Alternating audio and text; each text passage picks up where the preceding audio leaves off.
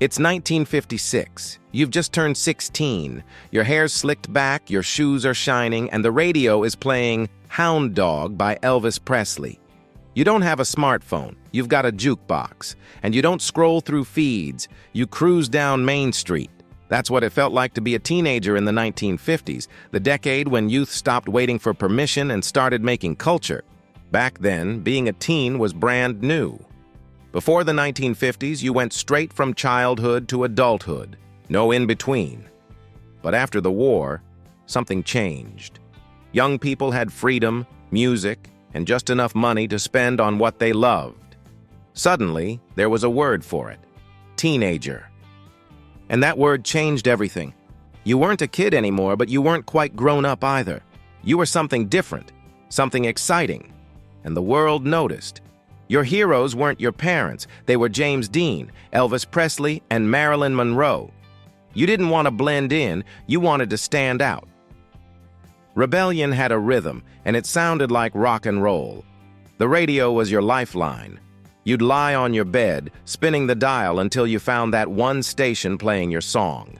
The DJ was a friend, a rebel, a guide.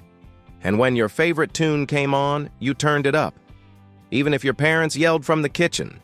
Weekends meant drive-ins, milkshakes, and cruising in cars that looked like rocket ships. Gas was cheap, the highways were new, and freedom was only a tank away. Boys wore jeans, white t-shirts, and leather jackets. Girls wore poodle skirts, cardigans, and saddle shoes. You didn't text someone to ask them out. You showed up at the dance and hoped the song was slow enough. The soda shop was the social network. Everyone knew who was dating, who was grounded, and who had the coolest car. If you were lucky, you had a Polaroid camera, instant photos, black and white memories you could hold in your hand. What's one memory from your teenage years that you'll never forget? Your first date, your first car, your favorite song. Share it in the comments. Your story might make someone else smile tonight. Hollywood was your window to the world. Teen idols filled the screen, from Rebel Without a Cause to Gidget. Movies showed what freedom looked like: fast cars, heartbreak, and perfect hair. At the same time, the world was changing fast. Television was arriving in every living room. You could see what teenagers in other towns were wearing, listening to, and dreaming about. And then came American Bandstand. Suddenly, dancing wasn't just a pastime. It was a movement. Every teen wanted to learn the new steps, wear the latest shoes, and be part of the rhythm that defined a generation. Of course, not everything was perfect. Parents worried about rock and roll corruption. Teachers warned that TV was rotting young minds. But deep down, everyone knew something new had begun. The 1950s teenager wasn't following rules. They were writing them. That decade planted the seeds of every youth movement that came after.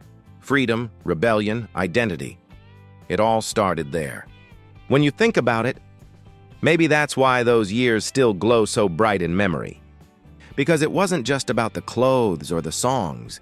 It was about the feeling, the rush of being young in a world that finally noticed you. You weren't just living history. You were making it. One dance, one song, one wild dream at a time.